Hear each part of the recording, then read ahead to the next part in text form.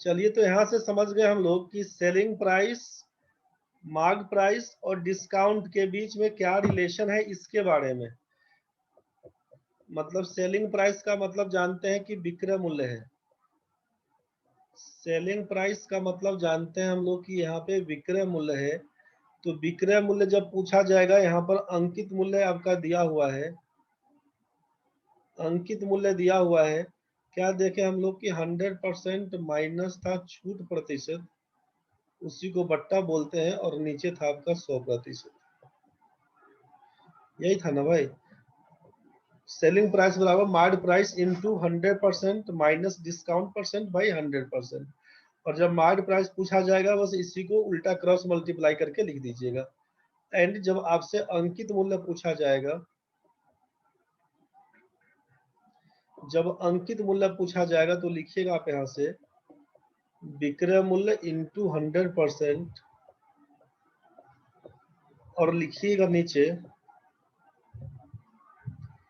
100% minus छूट प्रतिशत, 100% minus छूट प्रतिशत। यही आपका फॉर्मूला बन के आएगा। ठीक है, अब कहिएगा क्वेश्चन कैसा रहेगा। तो क्वेश्चन अगर आपसे यहाँ पर ये दिया रहे कि 20% छूट मिलने के बाद,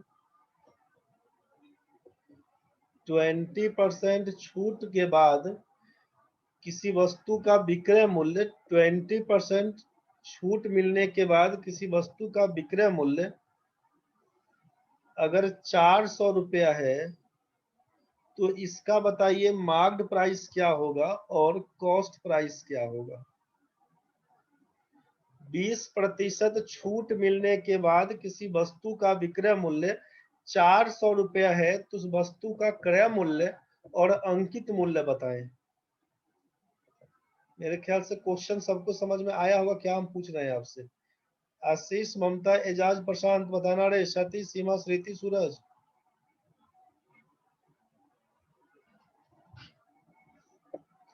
बीस प्रतिशत का छूट के बाद विक्रय मूल्य अगर 400 रुपया है, तो आपसे पूछा कि क्रय मूल्य बताइए और उसका अंकित मूल्य बताइए।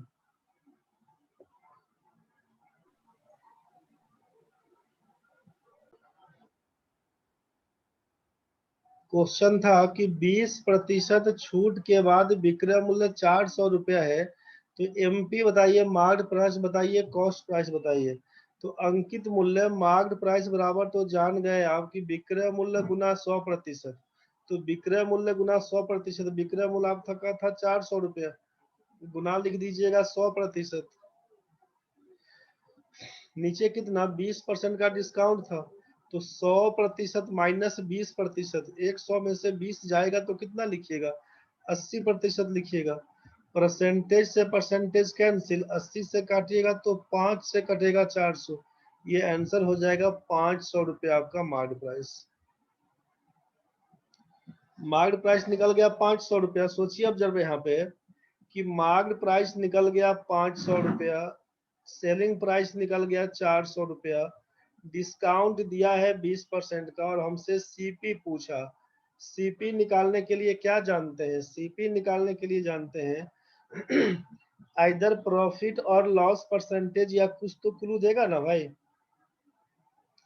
यहाँ पर सोचिए, कॉस्ट प्राइस निकालने के लिए जो आपके सामने बात हुआ कि या तो सेलिंग प्राइस रहेगा, प्रॉफिट या लॉस परसेंट, ये दोनों में से ये तीन आइटम सीपी, एसपी और प्रॉफिट या लॉस में कोई एक चीज, तो तीन में से कोई भी दो दिया रहेगा तब ना वैल्यू निकालिएगा। तो हमसे क्या हुआ कि ना तो प्रॉफिट दिया हुआ ना ही लॉस दिया हुआ, केवल सेलिंग प्राइस मालूम है, और हमसे कॉस्ट प्राइस पूछा, तो हम कैसे निकालेंगे। हम अगर आपसे ये बोल दिए कि किसी सामान को हम बेचते हैं 500 रुपया में, या सेलिंग प्राइस तो दिया हुआ 400 रुपया ही क्लियर दिया ही हुआ था विक्रय मूल्य, हमसे पूछा कि कोई सामान हम बेच देते हैं 400 रुपया में, बताइए उसका, बताइए उसका क्रय मूल्य क्या था। तो कोई सामान आप बेच दीजिएगा 400 रुपया में, कितना में खरीद के लाए थे, कोई सामान 400 रुपया में बेच दिए, कितना में खरीद के लाए थे, तो आप बोलिएगा हम नहीं निकाल सकते हैं, कैन नॉट बी डिटरमाइंड, निर्धारित नहीं कर सकते। अब वो 400 का सामान था कि 500 का था कि 300 का था कि 200 का था, हमको क्या मालूम? कुछ लॉजिक समझ पा रहे हैं ना भाई? आपके पास प्रॉफिट लॉस में से कुछ दिया रहता अगर, तो हम लोग फाइंड कर लेते, या प्रॉफिट लॉस परसेंटेज में कुछ दिया रहता। सेलिंग प्राइस तो दिया ही हुआ है 400 रुपया, तो इसके अलावा या तो प्रॉफिट या लॉस दिया होता, चाहे प्रॉफिट परसेंट लॉस परसेंट दिया होता, तो हम लोग सीपी फाइंड कर लेते। कुछ नहीं दिया हुआ है तो हम बोलेंगे कि नहीं निकाल सकते, कैन नॉट बी डिटरमाइंड, निर्धारित नहीं कर सकते, खत्म कहानी। केवल मार्क्ड प्राइस हमारा 500 बन के आएगा, सीपी नहीं निकाल सकते। आंसर लिखेंगे can not be determined, answer निर्धारित नहीं कर सकते, सीएनडी आंसर बनेगा। मेरे ख्याल से ये बात आपको यहाँ तक समझ में आ गया होगा। 100% कोई भी सामान कोई भी वस्तु अपने आप में 100% होता है। तो यहाँ पर क्या करिएगा, ऐसे क्वेश्चन में जब हमसे डिस्काउंट के बारे में बात चल रहा हो, मार्क्ड प्राइस और सेलिंग प्राइस का कहानी चल रहा हो यहाँ पे, तो ऐसे केस में जो नोट बना के लिख लीजिएगा एक बार, जैसे वहां पर नोट बना के लिखे थे।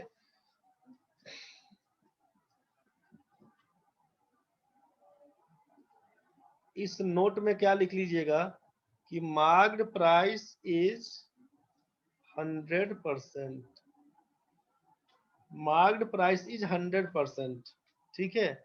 और जैसे मार्क्ड प्राइस को 100% बोलिएगा, तो सेलिंग प्राइस क्या होगा, तो selling price is 100% minus discount percent. इस चीज का ख्याल रखिएगा। कोई भी मतलब जो भी दाम होगा वो तो अपने आप में 100% है। तो कोई भी वस्तु का जो भी दाम लिखा होगा अंकित मूल्य, उसको 100% बोलेंगे। डिस्काउंट घटा देंगे 100 में से, तो जो बचेगा वही सेलिंग प्राइस होगा।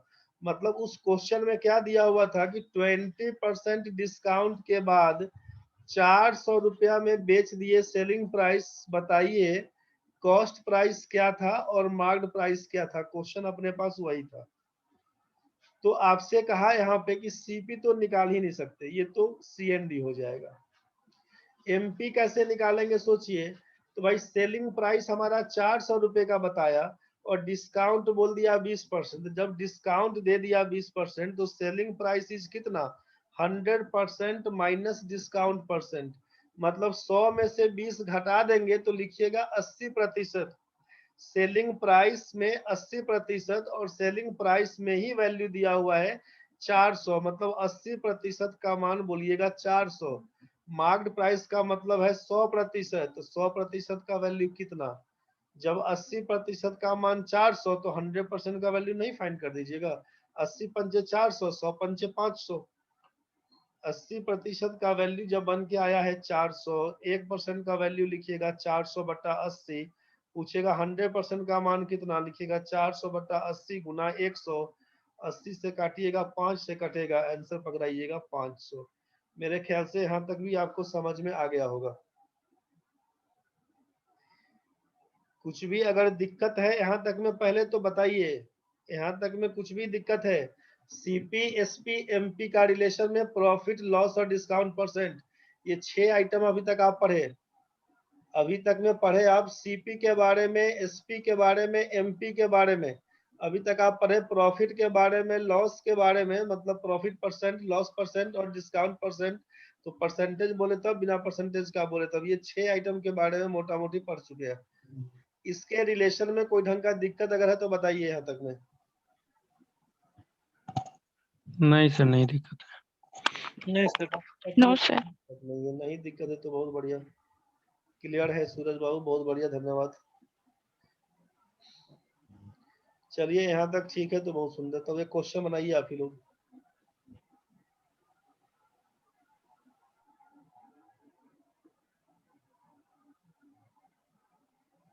After 20% discount, a shopkeeper gets 20%.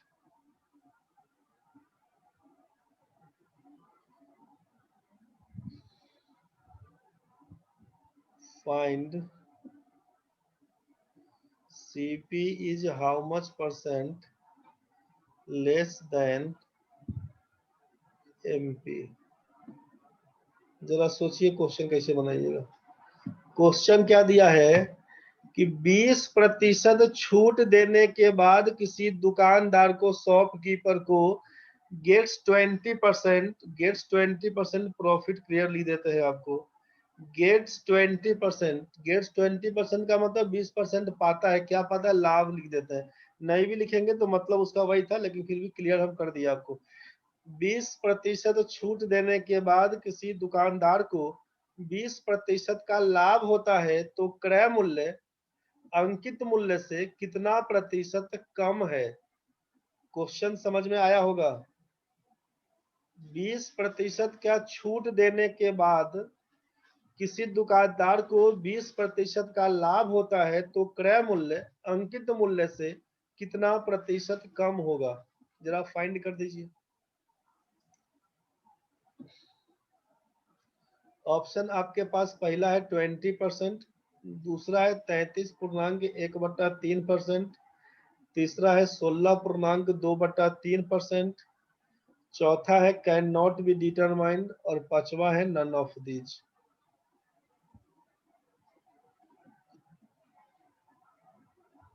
बनेगा तो बनाइएगा, नहीं समझ में आएगा तो बताइएगा खुल के, प्रतिष्ठा में नहीं मरिएगा, ट्राई करिए।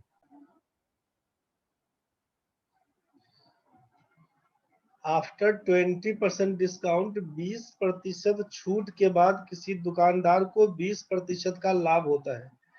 जरा सिंपल सोचिएगा यहाँ पे, कैसे सोचिएगा कि 20% डिस्काउंट मिला। 20% डिस्काउंट का क्या मतलब, अब समझिए सब लोग, आंसर नहीं दीजिए। 20% डिस्काउंट मिला, इसका क्या मतलब है? 20% डिस्काउंट मिला मतलब इसका ये है कि मार्क्ड प्राइस अगर 100 रुपया होगा तो इसका सेलिंग प्राइस 80 रुपया हो जाएगा। ये तो क्लियर है ना भाई। 100 रुपये का सामान है, 20 रुपया डिस्काउंट, 80 रुपया में सामान मिल जाएगा।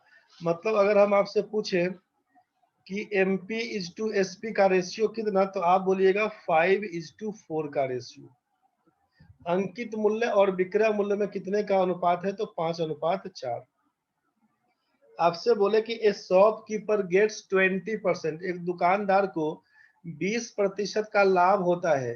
तो लाभ होता है मतलब किस में, लाभ वाला केस तो CPSP वाला कहानी कि 100 रुपया अगर हम क्रय मूल्य बोलेंगे वहां पर 100 रुपया वाला केस पकड़ लेगा।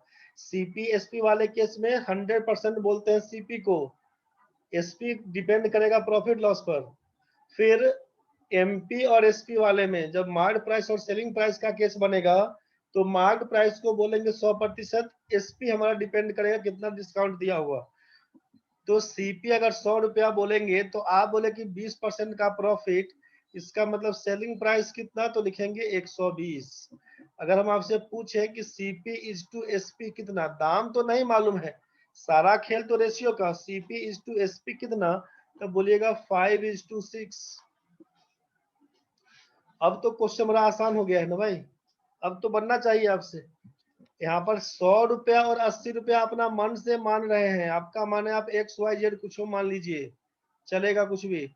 तो यहाँ पर रेशियो क्या बन के आया कि रेशियो में तो पढ़े थे ना कि A:B।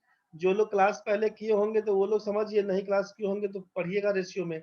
A:B का वैल्यू 2:3, और अगर आपसे B:C का वैल्यू 5:7 दिया हुआ, दो अलग अलग रेशियो, तो ABC का मान तो निकालने आता होगा, और नहीं आता है तो यहाँ पर सीख लीजिए।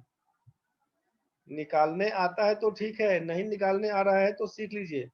यहाँ पर हमारे पास MP दिया हुआ है, marked price 5 ratio, selling price 4 ratio, cost price 5 ratio, selling price 6 ratio. इस यहाँ पे 2 रेशियो का है, यहाँ पर 2 रेशियो, तो अल्टीमेटली बात करेंगे कितना टर्म के बीच का रेशियो है, तो बोलिएगा 3 टर्म है। मार्क्ड प्राइस, सेलिंग प्राइस, यहाँ सेलिंग प्राइस तो यहाँ भी सेलिंग प्राइस है, और यहाँ पर कॉस्ट प्राइस, मतलब 3 ही चीज का यूज हो रहा है। Cost price, marked price, selling price, 3 चीज का यूज हो रहा है। दोनों में कॉमन क्या है, दोनों में कॉमन सेलिंग प्राइस है, दोनों रेशियो में कॉमन सेलिंग प्राइस है। सेलिंग प्राइस का वैल्यू को बराबर कर दीजिए। सेलिंग प्राइस के वैल्यू को बराबर कर दीजिए। यहाँ पर 4 है सेलिंग प्राइस, यहाँ पर 6 है, तो 4 और 6 का एलसीएम 12 पकड़ लीजिए। अगर हम इस रेशियो में 3 से गुना तो 4 तिया 12 हो जाएगा। इस रेशियो में 2 से गुना करेंगे तो 6 दूना 12। 3 से गुना करिएगा तो 3 पचे 15, 3 चौका 12 बोलिएगा। 2 से गुना करिएगा, 2 पंचे 10, 2 छक्के 12 बोल दीजिएगा। मतलब अगर आपसे पूछा जाएगा कि marked price is to cost price is to selling price क्या क्या होगा, तो मार्क्ड प्राइस की जगह पे लिखिएगा 15, मार्क्ड प्राइस की जगह पे आप लिखिएगा 15, कॉस्ट प्राइस की जगह पे लिखिएगा 10 और सेलिंग प्राइस की जगह पे लिखिएगा 12। यही रेशियो बन के आएगा। रेशियो पूछेगा तब, परसेंटेज पूछेगा तब। अब जैसा क्वेश्चन वैसा काम। पूछा CP is how much percent less than MP. आपको मालूम था ना कि जब दो वैल्यू में परसेंटेज लेस और परसेंटेज मोर पूछते हैं तो क्या करते हैं। परसेंटेज लेस के टाइम में आपको बोला गया था कि दोनों के बीच का अंतर, मार्क्ड प्राइस और कॉस्ट प्राइस के बारे में पूछा, 15 और 10 के बारे में, दोनों के बीच का अंतर। अंतर कितने का, तो बोलेंगे 5 रुपए का। नीचे क्या लिखेंगे, लेस है, लेस पूछा तो मोर वैल्यू। 15 और 10 में जो बड़ा मान होगा, बड़ा मान कौन सा, 15 बोलते, 5/15 गुना लिख देते 100%। इसी को काटिएगा तो 5 से 15 काटिएगा तो 3 से कटेगा, 3 से काटिएगा तो यही 33.3, चाहे 33.1/3% कमी। इसी को बोलिएगा आंसर। आशीष बाबू आंसर सही था आपका, 33 1/3%, यही आप आंसर बोल रहे थे। किसी को दिक्कत अगर है, नहीं समझ में आया तो बताइए, समझ गया तो ठीक है आगे। यहाँ तक में बताइए किसी को दिक्कत है तो। फिर से बता दीजिए। क्या बोले हैं, क्वेश्चन फिर से बता दीजिए, क्वेश्चन थोड़ा समझ नहीं आ रहा। क्वेश्चन में दिया हुआ है कि 20% छूट देने के बाद किसी दुकानदार को 20% का लाभ होता है। इंफॉर्मेशन समझ में आया। इंफॉर्मेशन है कि 20% का छूट देने के बाद किसी दुकानदार को 20% का लाभ होता है, तो क्रय मूल्य अंकित मूल्य से कितना प्रतिशत कम होगा।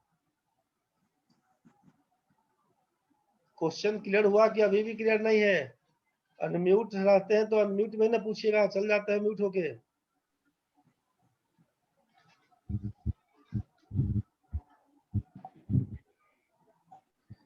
मैसेज तो करो रे, समझ में आया कि नहीं सीमा।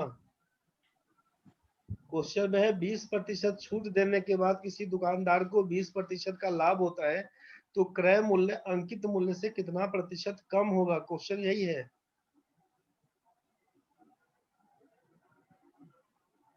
और किसी को दिक्कत है भाई तो बोलो रे।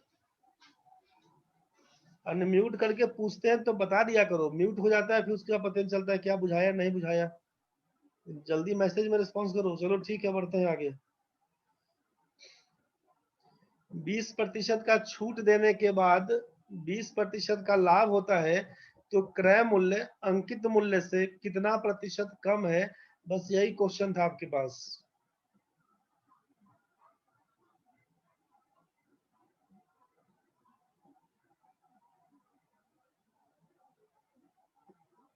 डिस्काउंट यहाँ पे बोला कि मार्ड प्राइस को लिखेंगे अगर हम लोग 100 रुपया, तो सोचिए कि 20% का बोले डिस्काउंट मिल गया। 100 रुपया सामान का दाम था, आप बोले 20% का डिस्काउंट पे उपलब्ध है। मतलब सामान दिया कितना में आपको, तो बोलेगा 20% का डिस्काउंट। 100 रुपये का 20% 20 रुपया होगा, तो डिस्काउंट 20% डिस्काउंट का मतलब कितना, 20 रुपया। तो आपको मिला कितना में, तो आप बोलिएगा कि 100 रुपये का सामान था, 20 रुपये का डिस्काउंट मिला, मतलब 100 रुपया का सामान में 20 रुपया कम मिला के हमको 80 रुपया में दे दिया। हम आपसे पूछेंगे कि मार्क्ड प्राइस और सेलिंग प्राइस के बीच का रेशियो बता दीजिए, तो आप बोलिएगा कि यहाँ पर रेशियो कितना, 100:80, मतलब 5:4 का अनुपात है। यही ना बोलिएगा। इसी को लिखे थे marked price is to selling price 5:4। ये अपने मन से हम लोग 100 रुपया 80 रुपया माने हैं। फिर आगे क्वेश्चन में क्या दिया कि 20% का प्रॉफिट उसको हो जाता है। तो 20% का प्रॉफिट होने से क्या मतलब है, क्रय मूल्य अगर हम बोलेंगे सामान 100 रुपया में खरीदा होगा तो 20% का प्रॉफिट मतलब लाभ कितना, प्रॉफिट कितना होगा, तो प्रॉफिट बोलिएगा 20 रुपया। इसका मतलब सेल कितना में किया होगा, सेलिंग प्राइस पूछेंगे तो बोलिएगा 120 रुपया। अभी आपके मन में चल रहा होगा कि सर यहाँ भी तो 100 रुपया बोल दिए, यहाँ भी 100 रुपया बोल दिए, तो कंफ्यूज नहीं होंगे। उसी कंफ्यूजन को हटाने के लिए रेशियो में तोड़ दिए हैं, समझ रहे हैं। नहीं आपका मन है एक्स वाई में लिखने का तो आप वहां से लिखिए। यहाँ पर क्या है कि सीधा सीधा दिख रहा है, इसीलिए इसको हम 100 मान के रेशियो में तोड़ लेते हैं। सीपी इज टू एसपी कितना, तो सीपी का वैल्यू है 100 रुपया, एसपी का वैल्यू है 120, 20 से काटिएगा तो यही बन के आएगा 20 पंचे 100, 20 छक्के 120, 5:6 का रेशियो। मतलब आपको समझ में आया यहाँ पे कि MP इज टू एसपी का वैल्यू है 5:4 और यहाँ पर CP इज टू एसपी का वैल्यू है 5:6। इस दोनों में कॉमन टर्म कौन सा, सेलिंग प्राइस दोनों में कॉमन टर्म है। तो जब कॉमन है तो ये वाला वैल्यू दोनों में बराबर होना चाहिए, बराबर तो दिख नहीं रहा है। या तो वहां से काम करिएगा, नहीं तो फिर रेशियो जो A:B और B:C का रेशियो से जिनको तोड़ने आता होगा वहां से आप तोड़ लीजिए। वहां से अगर तोड़ने आता होगा तो आप वहां से तोड़ लीजिए सीधा। MP इज टू, अगर हम लोग MP इज टू SP और इज टू अगर CP इसी तरह से लिखते हैं तो MP is to SP ratio दिया हुआ है 5:4 का और SP is to CP, SP है 6 और CP है 5, यहाँ पर 6:5 कर लेंगे। ऐसे भी बनाने का मन है अगर तो क्या लिखिएगा, 4 के आगे का जगह खाली है तो 4 से लेके भर दीजिए, 6 से पहले का जगह खाली है 6 भर दीजिए, सबको आपस में गुना कर दीजिएगा, 6 पंचे 30, 6 चौके 24, 4 पंचे 20, रेशियो तोड़िएगा तो यही बन के आएगा 15, 12 और 10 का। बस यही कहानी है। पूछा परसेंटेज लेस बताइए कितना, CP is how much percent less than MP, तो CP और MP के बीच कितने का अंतर, 15 और 10 दिया हुआ है, अंतर है 5 का। लेस पूछा तो मोर वैल्यू, 10 और 15 में बड़ा मान आपका 15 है तो आप लिख लीजिएगा 15, तो 5/15 गुना कर देंगे 100%। इसी को काटिएगा तो लिखिएगा 33.1/3% कम है। बस यही आंसर है, नहीं बुझाएगा तो बताइएगा। उस क्वेश्चन का जवाब यही था।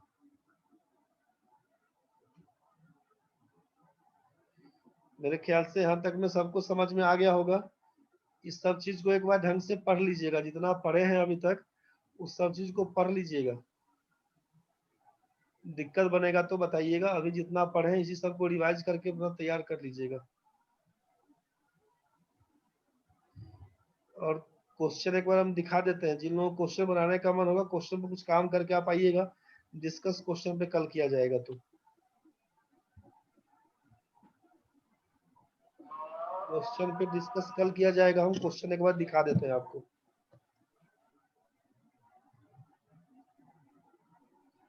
क्वेश्चन पे काम करके आप लोग आइएगा।